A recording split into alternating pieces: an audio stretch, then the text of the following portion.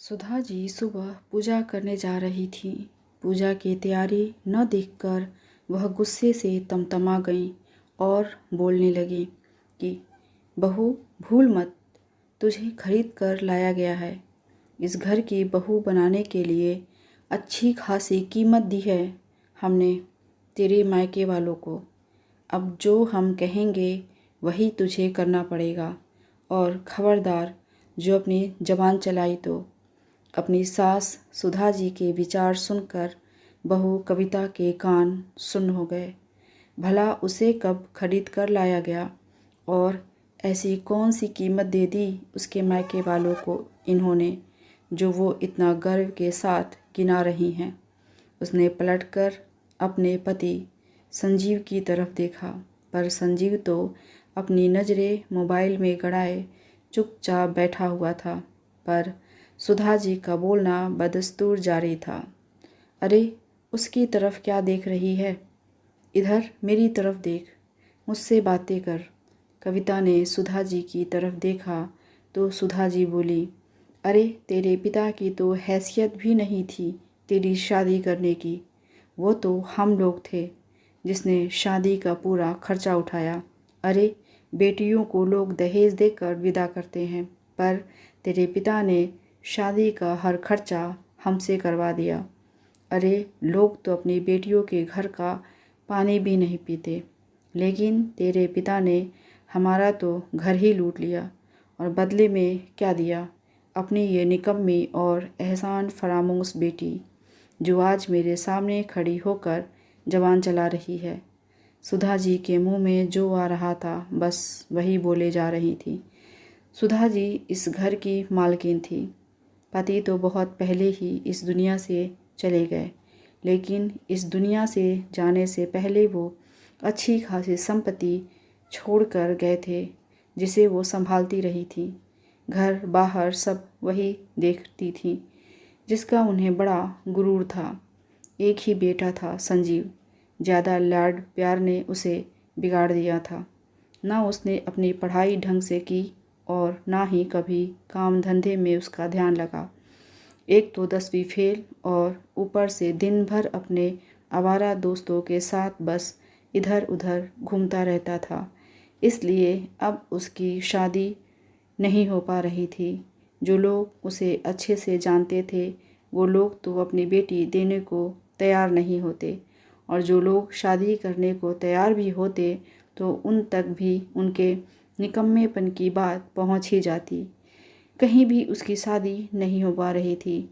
आखिर संपत्ति कितनी ही क्यों न हो, जब लड़का ही ना कमाए तो भला कौन अपनी बेटी देगा।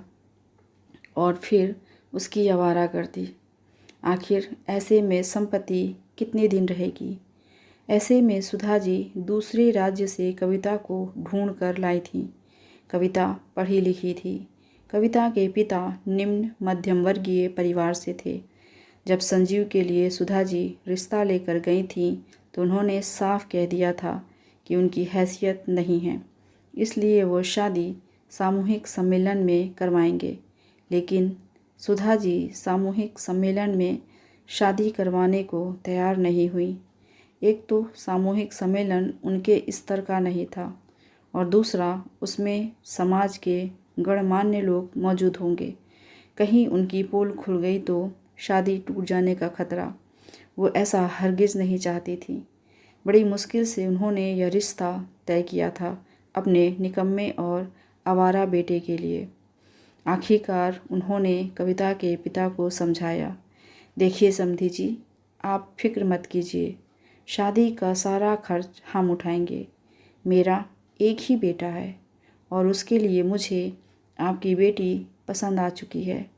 आपको जो देना है अपनी बेटी को दीजिए, पर मेरे भी अपने बेटे की शादी को लेकर अरमान हैं, वो मुझे पूरे करने दीजिए। आखिर समाज में जब से लड़कियों का अनुपात कम हुआ है तब से यह नई प्रथा चल पड़ी है, जहाँ लड़के वाले लड़की पसंद आ जाने पर शादी का पूरा खर्चा उठाते हैं, क्योंकि अच्छी लड़कियां मिलना मुश्किल हो रहा है।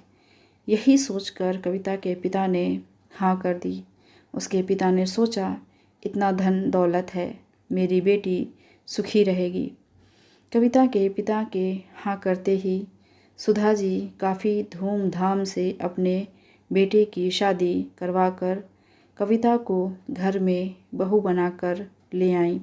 कविता के पिता से जितना बन पड़ा उन्होंने अपनी बेटी को दिया, लेकिन आज सुधा जी शादी का पूरा खर्चा उठाने का मतलब बहू खरीदना समझ रही हैं, तो ये तो गलत था। उन्हें लगता था कि वो कविता की शादी का सारा खर्चा उठाकर उसे लेकर आई हैं, तो कविता सिर झुकाकर उनकी हर बात मानेगी। खैर, कविता उनकी बात सिर झुकाकर मानती भी थी, लेकिन आज एक जरा सी बात पर सुधा जी ने ये सब सुना दिया। दरअसल सुधा जी सुबह पूजा पाठ करती थी, जिसकी तैयारी कविता करती थी। वो तैयारी करने जा ही रही थी कि उसके पापा का फ़ोन आ गया। उसने मुश्किल से 1 मिनट ही बात की थी कि सुधा जी गुस्सा हो गईं। बहू, अब क्या इन लोगों से बात करती है? छोड़ उन लोगों को, और यहाँ ससुराल में मन लगा। अब तेरी सारी जिम्मेदारी और फ़र्ज हमारे लिए हैं।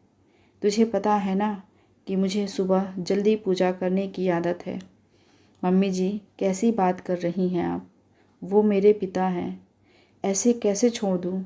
और पापा तो सिर्फ हाल चाल पूछने के लिए ही फ़ोन लगाते हैं, इसके अलावा तो कोई बात करते नहीं हैं। ज़्यादा से ज़्यादा 1 या 2 मिनट ही तो बात होती है मेरी और उनकी। बस सुधा जी ने इसी बात को दिल पर ले लिया कि कविता ने पलटकर उन्हें जवाब दे दिया, और उसी के बदले उन्होंने कविता से इतनी बड़ी बात कह दी। पर कविता से बर्दाश्त नहीं हुआ। उसने पलटकर जवाब दिया, माफ़ करना मम्मी जी, पर आप मुझे खरीद कर नहीं लाई हैं। बाकायदा अपने बेटे से शादी कराकर बहू बनाकर इस घर में लेकर आई हैं। हमने तो नहीं कहा था आपसे शादी का पूरा खर्चा करने के लिए।